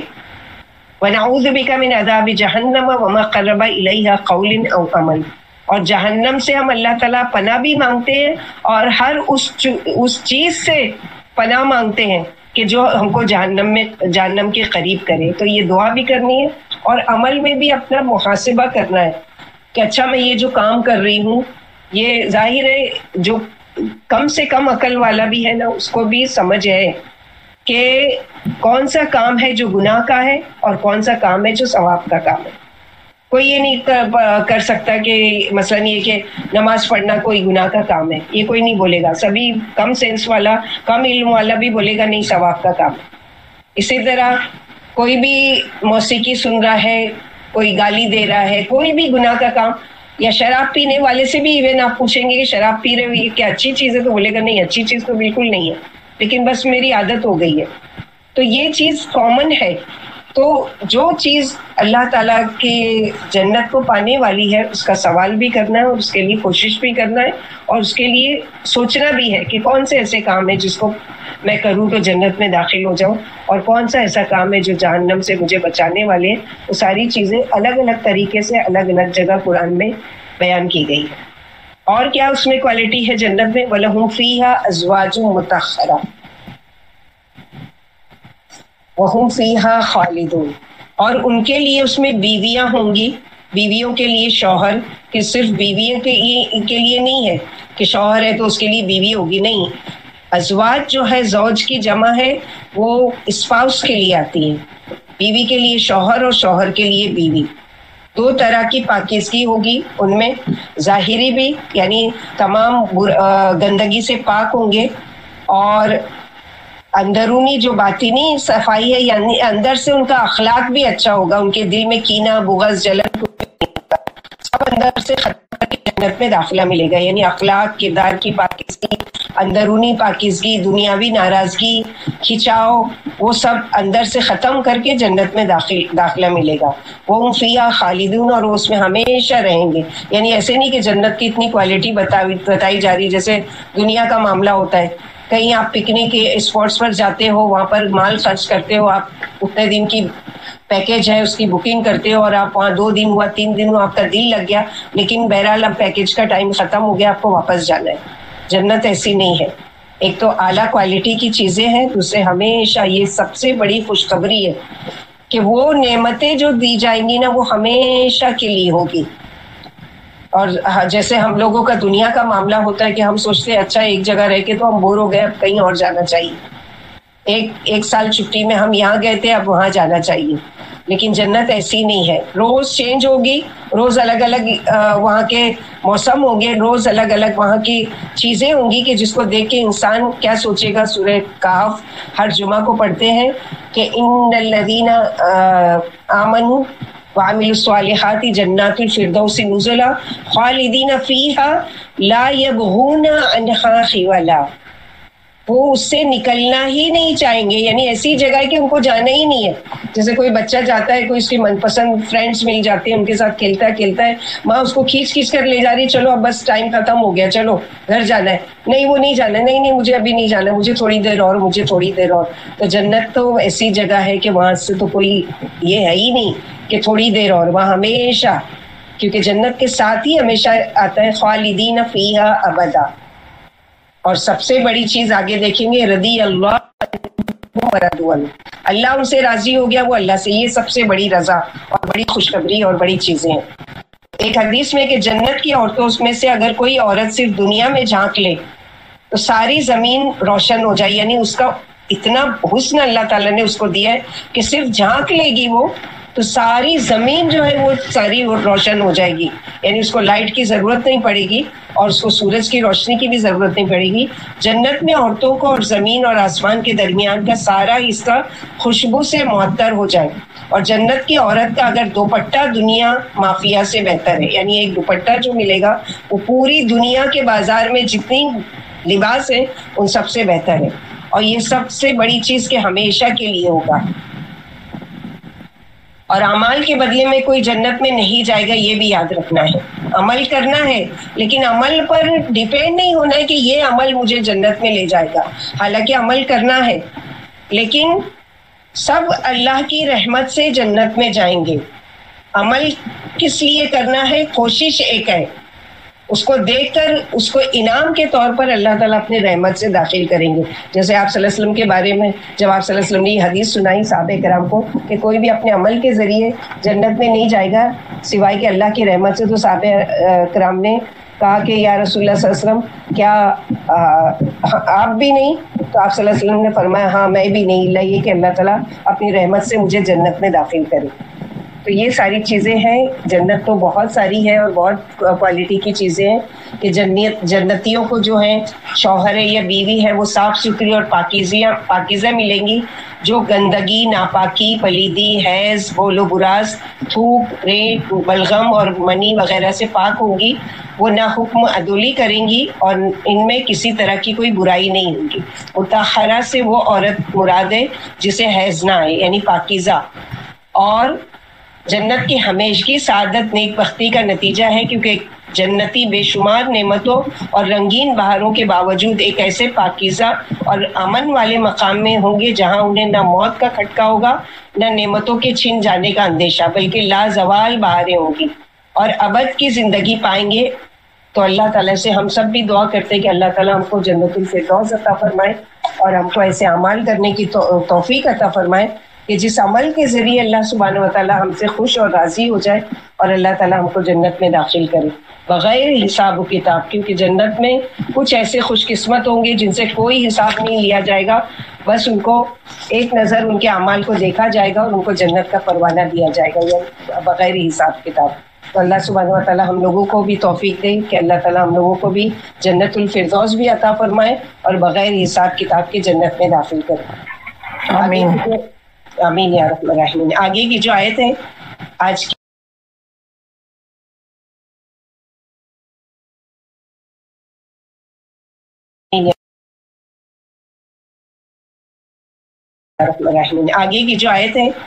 آج کی ان اللہ لا یستحی ان یضرب مثلا، میں اس سے پہلے ہم پڑھ چکے نا منافقین کی نشانی، مثلہم کمثل الذی، کہ مثال ان کی جیسے کہ جلائی گئی آگ اور اس پہ چل پڑے اور جب اندھیرا ہوا تو وہ رک گئے. اب اللہ تعالیٰ مثال، اور پورے قرآن میں کئی چیزوں کی مثال، کیونکہ مثال کے ذریعے کیا ہے بات بہت اچھی طریقے سے سمجھ میں آتی ہے. جیسے کہ مثال کے طور پر ہم دیکھتے ہیں، ہم پھر مثال پیش کر رہے ہیں کہ جیسے کہتے ہیں وہ لڑکی بہت خوبصورت ہے. اب بات اتنی نہیں سمجھ میں آئی لیکن آپ جس کو بتا رہے ہیں اس کو اگزامپل دیتے ہیں، جیسے کہ وہ لڑکی، جیسے کہ آسیہ، جیسے کہ فاطمہ، جیسے کہ جو بھی عائشہ، جو بھی نام، تو وہ جو ہے وہ سوچے گا پھر اچھا فاطمہ کو تو میں نے دیکھا وہ تو بہت خوبصورت ہے، تو کیا اس کے جیسی؟ ہاں اس کے ہی جیسی. ایسے ہی یہاں پر اللہ تعالیٰ مثال سے کئی قرآن میں چیزیں سمجھائیں گے کہ بات کو اچھی طریقے سے سمجھ میں آئے. تو یہاں پر اللہ تعالیٰ بتا رہے ہیں ان اللہ لا یستحی، بے شک اللہ نہیں حیا کرتے یا نہیں شرماتے کہ وہ کوئی بھی مثال بیان کرے، اور وہ مثال خواہ بعودتاً مچھر جیسی چھوٹی چیز کی ہی کیوں نہ ہو، فما فوقہا، یا اس چیز کی جو مچھر کے اوپر ہے، یعنی مچھر سے بھی چھوٹی باریک چیز جو ہوتی ہے اس کی بھی مثال بیان کرتے ہوئے اللہ تعالیٰ کو آر نہیں آتی، کیونکہ مشرکین مکہ کیا کہتے تھے کہ کیا قرآن میں کبھی مکھی کی مثال، کبھی مچھر کی مثال، کبھی چونٹی کی مثال بتائی جاتی ہے. تو یاد رکھو کہ مچھر کوئی معمولی وہ نہیں ہے. جیسے سائنٹسٹ لوگوں نے جو ریسرچ کیا ہے اس کی چھوٹی سی ہم ایک وہ دیکھتے ہیں کہ مچھر ہے کیا. پورے ورلڈ میں مچھر کی جو ہے 2700 ٹائپس ہیں. کتنے قسمیں ہیں مچھر کی؟ 2700. 2700 قسمیں ہیں مچھر کی. ایک مچھر کا وزن 2 سے 2 ملی گرام ہوتا ہے. یعنی کتنا ہلکا ہوتا ہے یہ کہ 2 سے 2 ملی گرام بس. اور ایک فیمیل مچھر ایک ٹائم میں 5 ملین لیٹر تک کا خون چوس سکتی ہے. اتنا سا دکھنے میں کہ اس کو بعض دفعہ ہم لوگوں کو اڑتا ہوا نظر آتا ہے، لیکن اس کا پر اور اس کی آنکھیں اور اس کا وہ ساری چیزیں. تو اللہ تعالیٰ نے ان لوگوں کو کہ ایک فیمیل جو مچھر ہوتی ہے وہ 5 ملین لیٹر تک کا خون چوس سکتی ہے. اور مچھر کے پر مسلسل ہلتے رہتے ہیں، یعنی وہ کبھی بھی ٹھہرتے نہیں ہیں، مسلسل ہلتے رہتے ہیں. اور 1800 تک کا مچھر کا ٹارگیٹ ہوتا ہے. یعنی اتنے مچھر 1800 لوگوں کا خون چوسنے کے بعد وہ کیا ہوتا ہے، اتنا موٹا ہو جاتا ہے خون پی کے کہ وہ خود مر جاتا ہے جب اس کا پیٹ بھر جاتا ہے. اور مچھر کی 100 آنکھیں ہیں، 100 آئیز مچھر کی. اور یہاں جو مثال اللہ تعالیٰ نے بتائی ہے نا کہ مچھر کے سر کے اوپر ایک چھوٹا سا کیڑا بیٹھا ہوا ہوتا ہے، اور اللہ تعالیٰ نے اس کیڑے کی بھی مثال دی ہے. مچھر اتنا سا، اس کے اوپر جو کیڑا ہماری جو یہ نیکڈ آئیز تو دیکھ بھی نہیں سکتی، مائکروسکوپ وغیرہ سے اس کو دیکھنا پڑے گا کہ وہ کیسا کیڑا ہے. اور ان لوگوں نے ریسرچ کر کے باقاعدہ اس کو یہ معلومات لکھی ہے کہ اس طرح کا ہے مچھر. تو یہ آج جو بتایا جا رہا ہے تو اس ٹائم جو 1450 سال پہلے اللہ کے نبی صلی اللہ علیہ وسلم قرآن کے ذریعے بتا رہے ہیں کہ فما فوقہا، یا اس کے اوپر بھی جو ہے وہ مچھر کے یعنی پر کے اوپر موجود ہے. اور اس کو بھی اللہ تعالیٰ بیان کرتے ہوئے نہیں آتی، نہیں شرماتے اور نہیں وہ کرتے. اب ہوتا کیا تھا کہ جو ایمان والے تھے وہ مان لیتے تھے کہ ہاں اللہ کے نبی صلی اللہ علیہ وسلم یہ بیان کر رہے ہیں، واقعی یہ سچ ہے. فَأَمَّا الَّذِينَ آمَنُوا، پھر وہ لوگ جو ایمان لائے وہ ایسی مثالیں سمجھ کر کیا ریئیکٹ کرتے تھے، فَيَعْلَمُونَ أَنَّهُ الْحَقُّ مِنْ رَبِّهِمْ، وہ فوراً جان لیتے تھے کہ یہ سب کچھ سچ ہے، یعنی بالکل حق ہے، بالکل صحیح بات ہے، کیونکہ یہ ان کے رب کی طرف سے ہے. اور مچھر کی ہی وجہ سے ہر سال 20 لاکھ موتیں ہوتی ہے ملیریا یا ڈینگو کی وجہ سے. یعنی اللہ تعالیٰ نے اس کو اتنا پاور دیا ہے اور اتنی وہ کہ وہ اتنے سارے لوگوں کو نقصان پہنچا سکتا ہے. تو یہاں پر اللہ تعالیٰ یہی بتا رہے ہیں کہ منافقوں کے بارے میں بتایا کہ مثالیں بتائی، اور یہاں پر یہ ہے کہ وہ ایسی چھوٹی چھوٹی مثالیں اللہ تعالیٰ بیان کرتے ہیں. اس پر یہ جب حق تعالیٰ نے قرآن میں مکھی اور مکڑی کا بیان فرمایا تو مشرک کہنے لگے یہ مکھی اور مکڑی کیوں بیان کی جاتی ہے، بھلا قرآن میں ان حقیر چیزوں کے لانے کی کیا ضرورت ہے. اس پر اللہ تعالیٰ نے یہ آیت اتاری، فرمایا کہ حق بات سے نہیں اللہ تعالیٰ شرماتے، خواہ چھوٹی سے چھوٹی چیز کی مثال دینا ہو یا بڑی سے بڑی چیز کی مثال. جیسے کہ حدیث میں اگر اللہ کے نزدیک دنیا کی قدر مچھر کے پر کے برابر بھی ہوتی تو اللہ تعالیٰ کسی کافر کو دنیا میں ایک قطرہ پانی بھی نہیں دیتے، کیونکہ یہ اللہ کی نظر میں کوئی ویلیویبل چیز نہیں ہے دنیا، اس لیے دے دیا عام طور پر، جو مان رہے ان کو بھی، جو نہیں مان رہے. اگر ویلیو ہوتی اللہ کے نزدیک تو جو کافر ہیں، جو نہیں ماننے والے اللہ تعالیٰ کو، ان کو ایک قطرہ بھی پانی کا نہیں دیتے، یا اس سے زیادہ، کیونکہ مچھر سے زیادہ حقیر اور چھوٹی چیز اور کیا ہوگی. حدیث میں کہ جس مسلمان کے کو ایک کانٹا چبھ جاتا ہے، یعنی اگر مچھر ہم لوگوں کو کاٹ رہا ہے مثلاً، تو ایک ایمان والا ہے یا اس سے زیادہ تکلیف پہنچ گئی تو اس کا درجہ بڑھ جاتا ہے اور اس کا گناہ مٹ جاتا ہے. یعنی کوئی چیز کٹ لگ گیا، کوئی کانٹا چبھ گیا، کانچ چبھ گئی پیر میں، اب اس میں سی کرنے کی بجائے کیا کہیں، بسم اللہ. کوئی کانٹا چبھ گیا، کوئی کٹ لگ گیا، کوئی چیز ہو گئی، کوئی خون نکل آیا، کچھ ہو گیا، بسم اللہ. اس پر ایمان والے کو کیا ہے کہ اس کے گناہ معاف ہو جاتے ہیں، اور اس کے اللہ تعالیٰ کیا کرتے ہیں کہ اللہ سبحانہ وتعالی اس کا درجہ بلند کرتے ہیں. اب یہ مطلب ہوا کہ اللہ پاک مثال کے بیان کرنے میں کسی چیز کو حقیر نہیں سمجھتے، اگرچہ وہ کتنی ہی چھوٹی کی نہ ہو. جس طرح وہ ہر چھوٹی بڑی چیز کے پیدا کرنے سے نہیں شرماتے، اسی طرح ان کی مثال بیان کرنے سے بھی اللہ تعالیٰ کو نہیں آر آتی. اسی وجہ سے اللہ نے مکھی اور مکڑی کی مثال بیان کی، جیسے سورہ حج میں آئے گا کہ مثال ان کی جو شرک کرتے ہیں اللہ کے ساتھ وہ ایسی ہے جیسے کہ ایک مکھی جو اچک لے جائے. اور اسی طرح سورہ عنکبوت میں مکڑی کی مثال ہے. تو یہ ساری چیزیں اللہ سبحانہ و تعالیٰ کے مکڑی کے جالے پر کیا بھروسہ کیا جائے، وہ تو ذرا سے اشارے سے ہی ٹوٹ جاتا ہے. اس لیے جھوٹے معبودوں پر بھروسہ کرنا کیا ہے، نادانی ہے. تو یہ اللہ سبحانہ و تعالیٰ کئی جگہ آئے گا کہ جس طرح سے یہاں بتایا جاتا ہے. لیکن ایمان والے جب سنتے تھے تو وہ کیا کرتے تھے، ایمان لے آتے تھے. وَأَمَّا الَّذِينَ كَفَرُوا، جہاں تک ان لوگوں کا تعلق ہے جنہوں نے کفر کیا، اللہ کو بھی نہیں مانتے، رسولوں کو بھی نہیں مانتے، قرآن کو بھی نہیں مانتے، تو ایسے لوگ جب قرآن کی کوئی مثال پڑھتے ہیں تو وہ ان مثالوں کا بھی مذاق اڑاتے ہیں. یہ بولتے ہیں دیکھو یہ اللہ کی کتاب ہے، کیا اللہ تعالیٰ کو ضرورت تھی کہ یہاں پر مچھر مکڑی اور چوٹی کی مثال بیان کریں. فَيَقُولُونَ مَاذَا أَرَادَ اللَّهُ بِهَذَا مَثَلًا، اور وہ کہتے ہیں کہ اس مثال سے اللہ تعالیٰ نے ہم کو کیا سمجھانا چاہتے ہیں. یعنی وہ شک میں پڑ جاتے ہیں، شکوک و شبہات کی وجہ سے.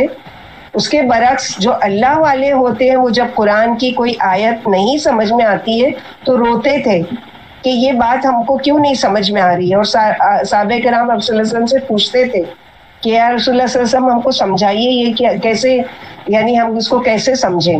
اور بے عقل لوگوں کو کیا ہے کہ وہ بس اس میں ہیلے بہانے اور شکی تراشتے ہیں. اللہ تعالیٰ فرماتے ہیں یضل بہ کثیر ویہدی بہ کثیرا، اور اس مثال کے ساتھ بہت سے لوگوں کو ہدایت مل جاتی ہے. یہاں یہ سوال پیدا ہوتا ہے کہ جب اللہ ہی گمراہ کرتے ہیں اور اللہ ہی ہدایت دیتے ہیں تو انسان کا کیا قصور. لوگ سوچ سکتے ہیں نا. تو سورہ قرآن کی سورہ فصلت، سورہ حامیم سجدہ آیت نمبر 44 میں اور سورہ توبہ میں اللہ تعالیٰ نے بتایا کہ وما یضل بہ الا الفاسقین، وہ اس کے ساتھ فاسقوں ہی کو گمراہ کرتے ہیں. جو سرکش لوگ ہوتے ہیں، جو حدوں کو توڑتے ہیں، جو اللہ کی بات ماننا ہی نہیں چاہتے، جو عمل ہی نہیں کرنا چاہتے، جو گمراہ ہی رہنا چاہتے ہیں، اللہ تعالیٰ ان کو کیسے ہدایت دے.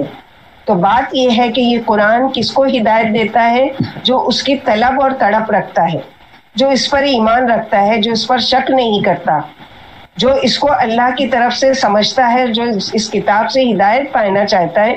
اس کے بارے میں سورہ محمد میں اللہ تعالیٰ نے فرمایا تو جتنا ہمارے اندر طلب ہوگی کہ یا اللہ مجھے اس کو سیکھنا ہے، مجھے اس کو سمجھا دیجئے، تب اللہ تعالیٰ اپنی ہدایت کے دروازے کھول دیتے ہیں. کیونکہ اللہ سبحانہ و تعالیٰ نے، اللہ کے نبی صلی اللہ علیہ وسلم نے فرمایا وَمَن يُرِدِ اللَّهُ خَيْرًا يُفَقِّهْهُ فِي الدِّينِ، اللہ تعالیٰ جب کسی کے ساتھ خیر اور بھلائی کا ارادہ کرتے ہیں تو اس کے لیے کیا کرتے ہیں کہ اس کے لیے دین کی سمجھ دے دیتے ہیں. وہ قرآن کو سمجھ کر پڑھنا شروع کرتا ہے اور اپنی اصلاح کرتا جاتا ہے اور اپنے ڈاؤٹس کلیئر کرتا جاتا ہے. جیسے یہاں پر آئے کہ جب اللہ تعالیٰ ہی گمراہ کر رہے ہیں، یہاں ہے نا یضل بہ کثیر ویہدی بہ کثیرا، اس پر بھی لوگوں نے اعتراض کیا. جب اللہ ہی تعالیٰ کسی کو بھٹکا رہے ہیں اور کسی کو ہدایت دے رہے ہیں تو پھر یعنی ہدایت پر آنے کا کیا فائدہ، جب اللہ ہی تعالیٰ نے ہم کو پیدا ہی کیا ہے گمراہوں میں سے. تو اللہ تعالیٰ آگے جواب دے رہے وما یضل بہ الا الفاسقین، جو نافرمان ہوتے ہیں نا، جو اللہ تعالیٰ کی نافرمانی کرتے ہیں، جو آنا نہیں چاہتے اللہ کی طرف، جو اللہ کے بارے میں جاننا نہیں چاہتے، اللہ تعالیٰ ان کو ہی بھٹکاتے ہیں، ان کو ہی گمراہ کرتے ہیں، ان کو ہی اس طرف وہ کرتے ہیں اور وہ شک و شبے میں وہ پڑ جاتے ہیں. تو ہدایت کو حاصل کرنے کے لیے 4 چیزیں ضروری ہیں. کون سی 4 چیزیں؟ نمبر 1، قرآن و سنت کو مضبوطی سے تامنا. جیسے کہ نبی صلی اللہ علیہ وسلم نے فرمایا کہ میں تم میں 2 چیزیں چھوڑے جا رہا ہوں، اس کو مضبوط پکڑے رہنا تو کبھی بھی تم گمراہ نہیں ہوگے. وہ کون سی 2 چیزیں؟ ایک تو قرآن، اللہ کی کتاب، اور دوسرے اللہ کے نبی صلی اللہ علیہ وسلم کی سنت. یہ 2 چیزیں اگر مضبوطی سے ہم تھام لیں گے تو ہم کبھی بھی گمراہ نہیں ہو سکتے. کوئی ہم کو بھٹکا نہیں سکتا، کوئی ہم کو بہکا نہیں سکتا، کوئی ہم کو راستے سے ہٹا نہیں سکتا، کیونکہ ہمارے پاس جو کسوٹی ہے، جیسے سنار ایک ہوتا ہے، اس کے پاس ایک پتھر ہوتا ہے جس پر وہ گھستا ہے اور اصلی سونا اور نقلی سونے کی پرکھ کرتا ہے، ایسے ہی ہمارے ہاتھ میں یہ دو چیزیں کسوٹی ہیں. کوئی کہے گا کہ دین میں اچھا یہ اتنی رکعتیں ہیں اور اس میں ایک رکعت میں یہ پڑھو وہ پڑھو. اب ہم اس کو دیکھیں گے کیا نبی صلی اللہ علیہ وسلم نے ایسی کوئی نماز پڑھی؟ اب ہم کو وہ کسوٹی مل گئی سنت میں. کوئی چیز کہا جا رہا ہے یہ چیزیں قرآن میں، ہم قرآن میں دیکھتے ہیں اچھا کہاں ہیں وہ آیتیں جس کے بارے میں یہ کہہ رہے ہیں. اب جب ہم پڑھتے ہیں اس کو اور ڈیٹیل سے پڑھتے ہیں ہمارا وہاں سے ڈاؤٹ کلیئر ہو جاتا ہے.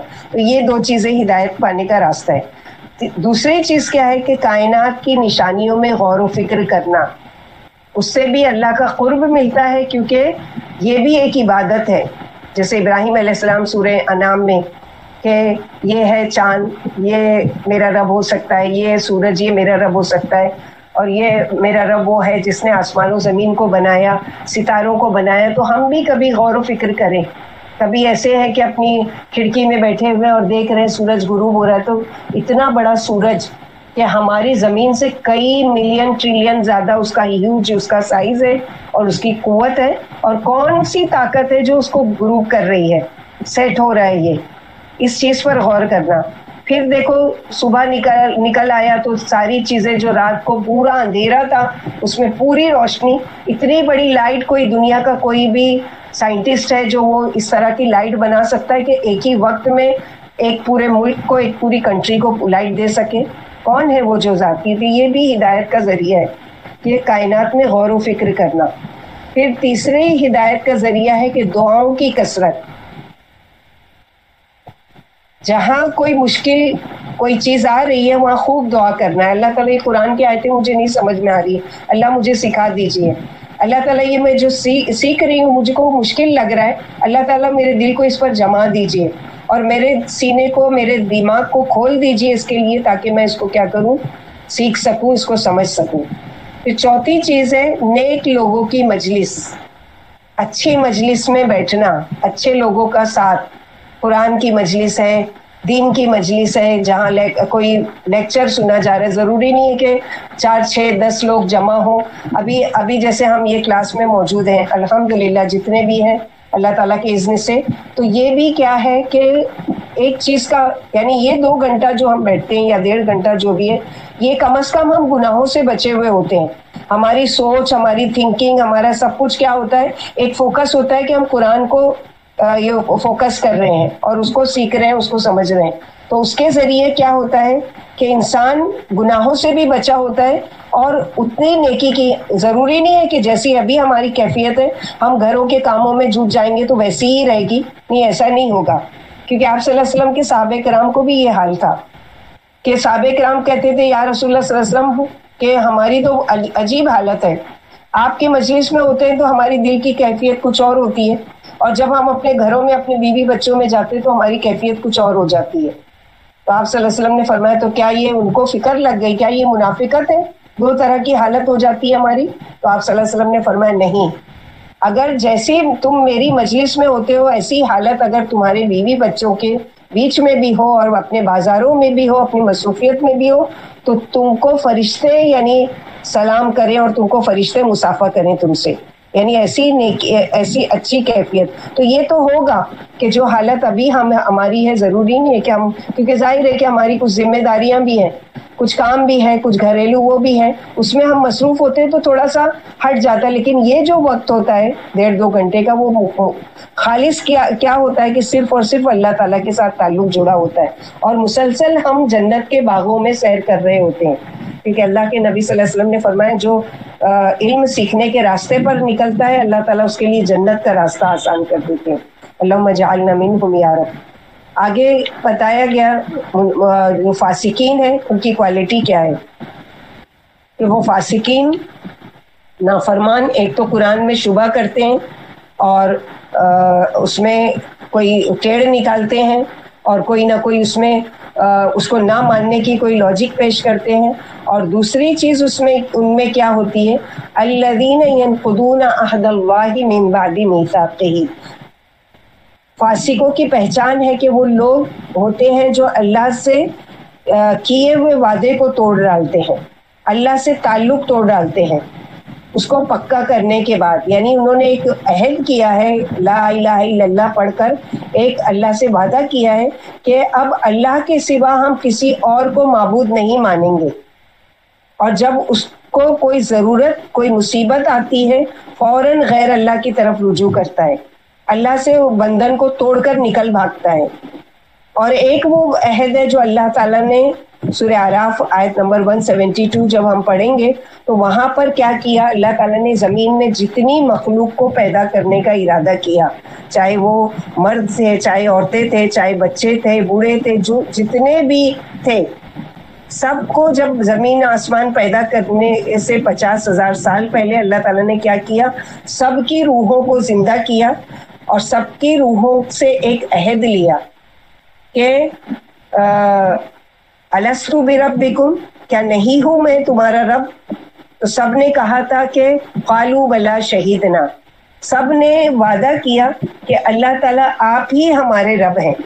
لیکن اب دنیا میں آ کے ان لوگوں نے کیا کیا کہ کسی نے کسی اور کو رب مان لیا، کسی اور نے کسی کو مشکل کشا مان لیا، کسی اور نے کسی کو، تو یہ بھی وعدہ ہے جو توڑ دیا، کہ اللہ سے ایک وعدہ لیا تھا اس کو توڑ دیا۔ اور دوسری چیز یہ ہے کہ جو لا الہ الا اللہ کا اقرار کرتے ہیں کہ ہم لا یعنی نہیں، الہ کوئی معبود سوائے کے اللہ کے، لیکن جب کوئی دعا مانگنا ہو تو کسی سے امید رکھتے ہیں، کسی سے دعا مانگتے ہیں، کسی سے ڈر جاتے ہیں، کسی سے یعنی محبت رکھتے ہیں اور اس طرح کا معاملہ کرتے ہیں، تو یہ ساری چیز بھی کیا ہے، شرک میں ہے۔ تو اللہ تعالیٰ کہتے ہیں کہ یہ وہ لوگ ہیں جو توڑ ڈالتے ہیں عہد کے پکا کرنے کے بعد۔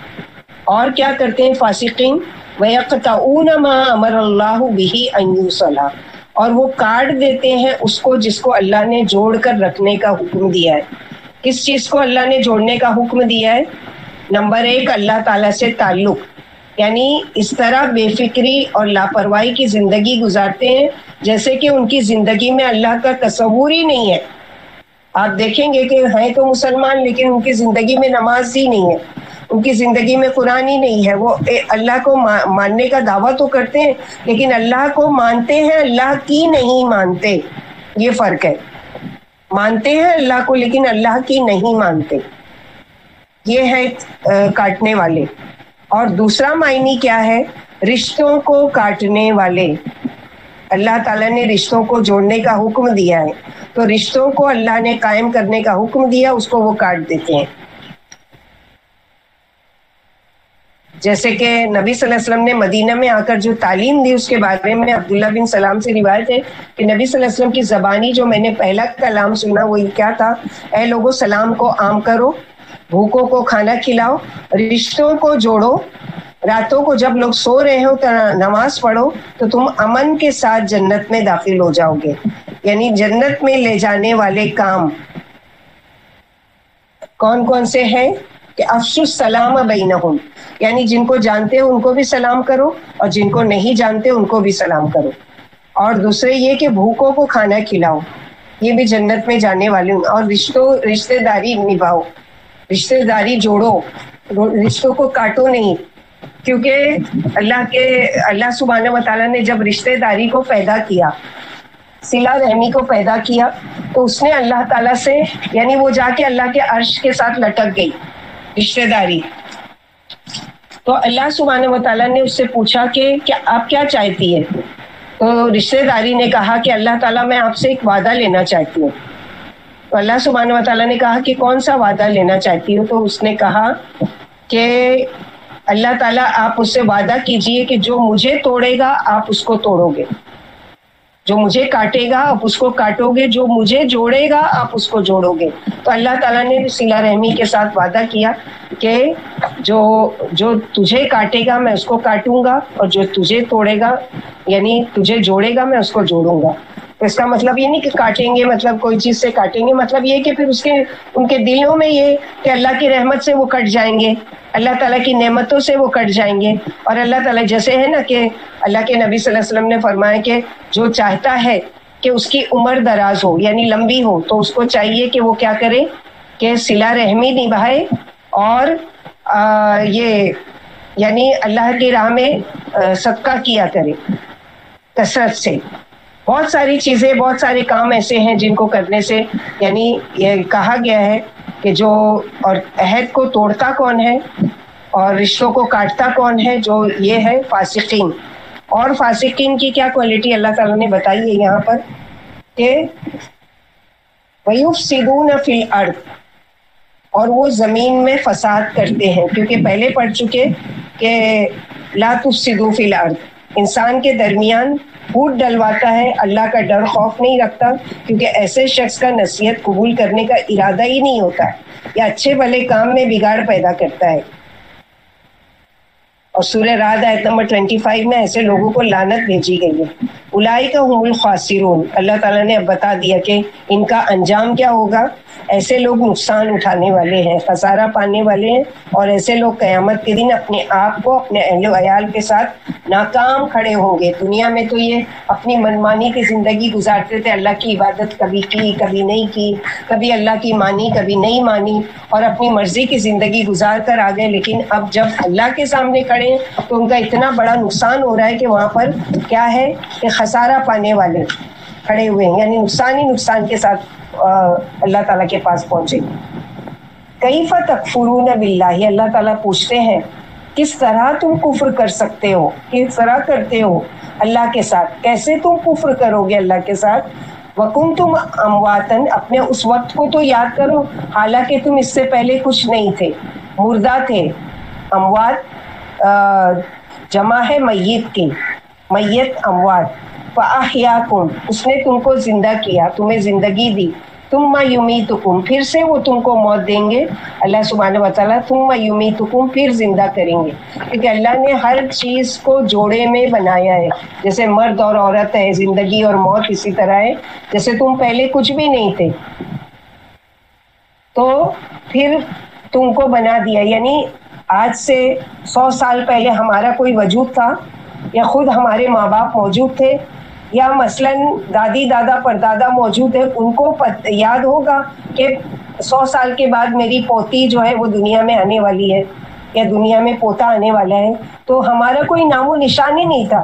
مثلاً ایک لڑکی اور ایک لڑکا ہے, ابھی ان کی شادی بھی نہیں ہوئی ہے, تو کیا وہ تصور کر سکتے ہیں کہ میری کوئی بیٹی ہوگا؟ اولاد کے بارے میں سوچتے ہوں گے, لیکن میری ایک بیٹی ہوگی جس کا نام سو اینڈ سو ہوگا, ایسا ہے.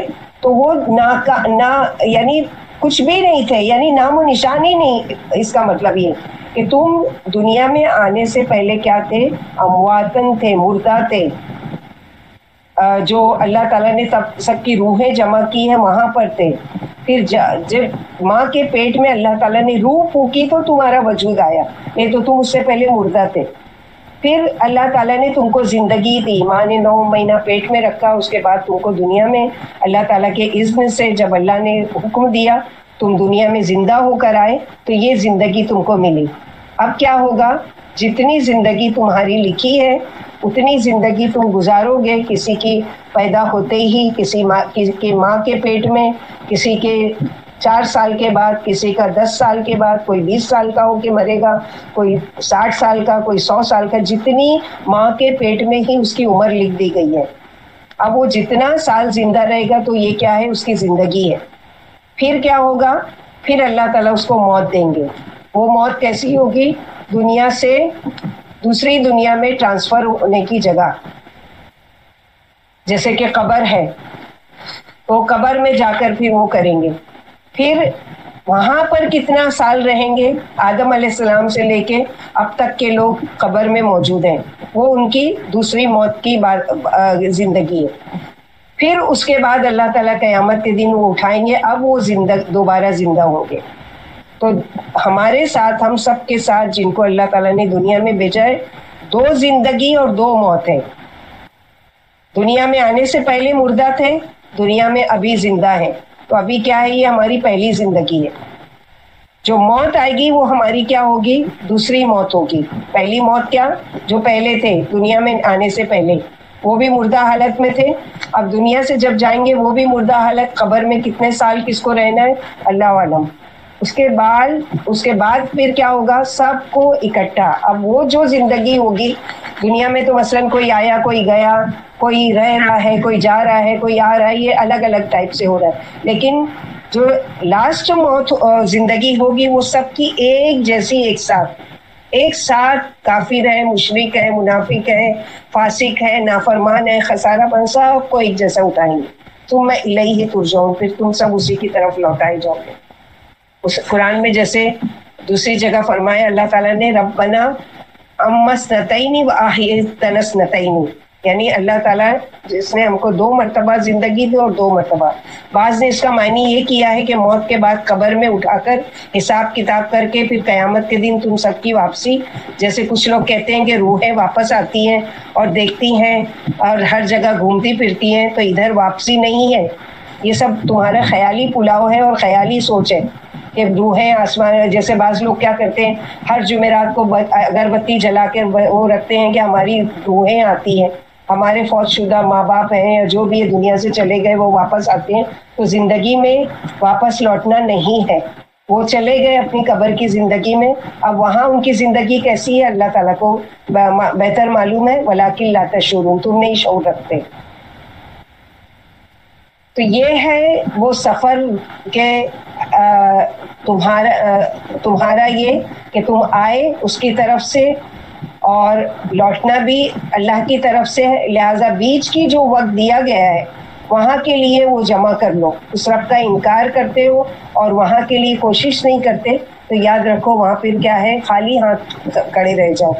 اللہ سبحانہ و تعالیٰ اپنی پہچان کرا رہے ہیں، هو الذی خلق لکم ما فی الارض جمیعا، اور وہ تو اللہ وہ ذات ہے جس نے تمہارے لیے وہ سب کچھ بنا دیا جو زمین میں ہے، اور تمہارے لیے بنایا ہے. یہ درخت ہے، یہ پانی ہے، یہ زمین ہے، یہ جو زندگی دی ہے یہ سب تم کو دی ہے.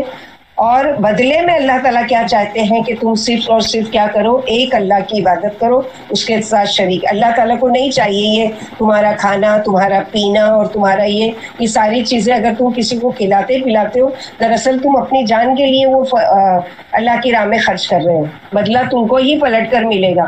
اللہ تعالیٰ کو نعوذ باللہ کوئی بھوکے نہیں ہے کہ کھلانا پڑتا ہے. اللہ تعالیٰ نے تو تم کو شوق دلایا ہے کہ تم اپنے لیے کچھ جمع کر لو. یعنی یہاں تم دنیا میں کھلاؤ گے کسی کو، اللہ تعالیٰ قیامت کے دن کھلائیں گے. یہاں پر پلاؤ گے کسی کو، اللہ تعالیٰ قیامت کے دن دنیا میں بھی تم کو مال میں اضافہ کرتے ہیں اور یہ آخرت میں بھی بڑھ چڑھ کر دیں گے. تو اللہ تعالیٰ فرمایا ثم استوى الى السماء فسواهن، زمین کو جوڑا، آسمان بنایا اور بالکل درست بنایا. سواهن میں سب کچھ آسمان سے ساری ضرورت پوری کی، ہموار بنایا، پرفیکٹ بنایا. ہر وہ چیز جو وہاں رکھنی چاہیے تھی وہاں رکھی، اور پھر آسمان و زمین کے ساتھ مل کر انسان کی ضروریت کو پوری کیا. لوگ کہتے ہیں کہ آسمان روتا ہے تو زمین ہنستی ہے، اس کا کیا معنی ہے؟ زمین سے آسمان تک ساری پلاننگ انسان کے لیے ہے. وَهُوَ بِكُلِّ شَيْءٍ عَلِيمٌ، اور وہ ہر چیز کا جاننے والے ہیں، ہر چیز کا اس کے پاس علم ہے. کیوں کہا گیا کہ وہ سب کچھ جانتے ہیں؟ یعنی جس نے پیدا کیا، جس نے رزق دیا، ہمیں بنایا، جس کی طرف واپسی ہے، وہ ساری باتیں جانتے بھی ہیں تمہاری.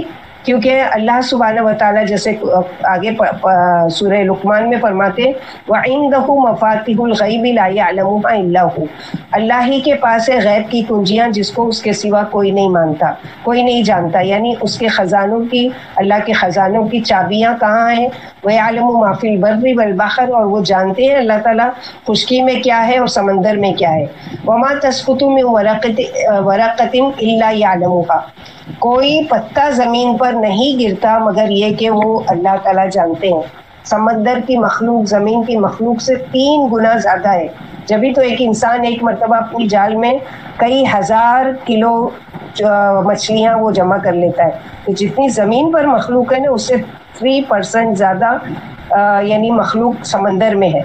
اور ابھی تو انسان زمین کی تہہ تک پہنچا ہی نہیں ہے. جب وہ سب جانتا ہے تو بچ کر ہم کہاں جائیں گے؟ جھوٹ بول کر اس سے بچ سکتے ہیں. دوسری جگہ اللہ تعالیٰ فرماتے تم قرآن پڑھ رہے ہو، ہم اس پر بھی گواہ ہیں. اور اللہ کا علم تو ایسا ہے کہ مثلاً یعنی کل ہمارے ساتھ کیا ہونے والا ہے یا ہفتے مہینے کے بعد، مگر اللہ کی نظر میں وہ سارے کام جیسے ہو چکے. اور اسی طرح جیسے آیا ہے صلہ رحمی نبھانے کا بھی ہم نے پڑھا کہ وہ شخص صلہ رحمی کرنے والا نہیں ہے جو احسان کے بدلے میں صلہ رحمی کرتا ہے. یعنی کسی نے اگر مثلا رشتہ داروں میں کسی نے آپ کو کچھ دیا تو بدلے میں آپ دے رہے ہو تو یہ صلہ رحمی نہیں ہے، بلکہ آپ کو جو کچھ نہ دے اس کے بدلے میں آپ اس کو دو تو یہ صلہ رحمی ہے. مثلا یہ کہ آپ کو کال کر کے کوئی آپ کی خیریت نہیں پوچھتا، لیکن آپ سلام کر کے اس کو کال کر کے آپ اس کی خیریت پوچھتے ہو، اس کی خبر گیری کرتے ہو، تو یہ دراصل صلہ رحمی ہے. آپ کو کوئی تحفے تحائف نہیں بھیجتا لیکن بدلے میں آپ اس کو بھیجتے ہو، یہ دراصل صلہ رحمی ہے. اور بلکہ اصل صلہ رحمی کرنے والا تو وہ ہے کہ جب اس سے قطع رحمی کی جائے، یعنی اس سے بدسلوکی کی جا رہی ہے تو وہ حسن سلوک کرے، یعنی برائی کا جواب بھلائی سے دے.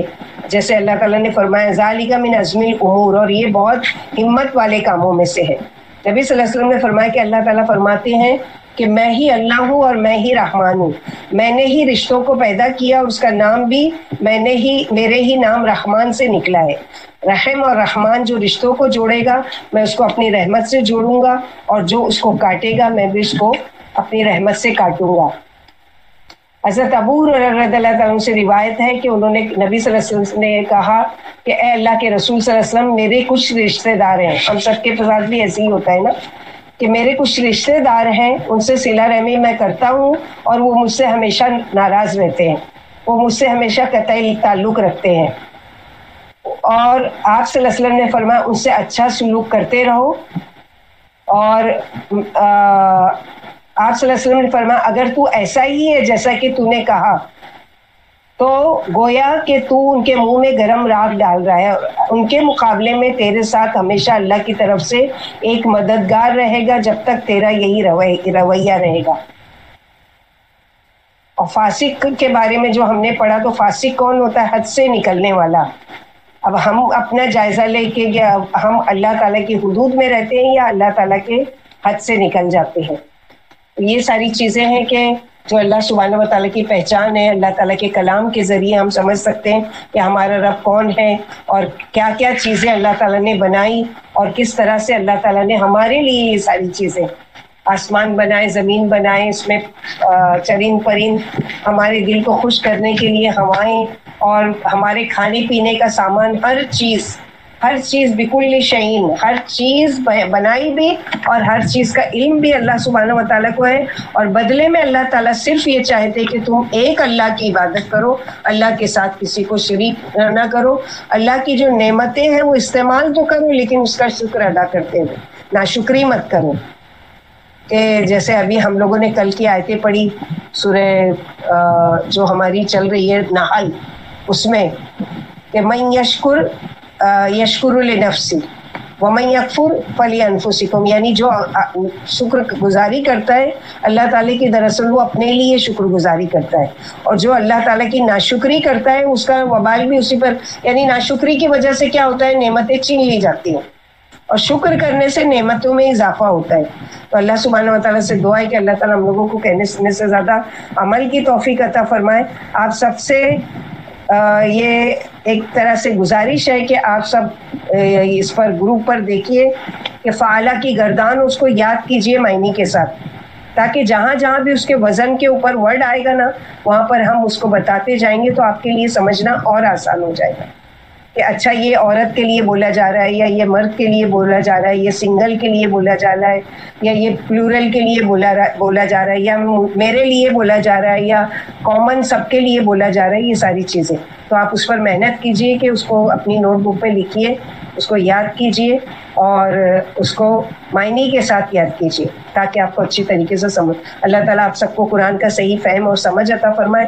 اللہ تعالیٰ ہم سب کو استقامت نصیب کرے اور اس قرآن کا جیسا حق ادا کرنا ہے ایسا حق ادا کرنے کی ہم کو توفیق عطا فرمائے. اور اس قرآن کو سیکھنے سکھانے کا مقصد یہ ہمارا ہو کہ ہمارا رب ہم سے راضی ہو جائے اور اللہ سبحانہ و تعالیٰ اپنی رضا کے ساتھ، خوشنوسی کے ساتھ، اپنی یعنی پسند کے ساتھ اور خوشی خوشی اللہ سبحانہ و تعالیٰ ہم سب کو جنت الفردوس میں داخل کرے. وآخر دعوانا ان الحمد للہ رب العالمین. سبحان ربک رب العزۃ عما یصفون وسلام علی المرسلین والحمد للہ رب العالمین. سبحانک اللہم و بحمدک اشہد ان لا الہ الا انت استغفرک و اتوب الیک۔ السلام علیکم ورحمۃ اللہ وبرکاتہ۔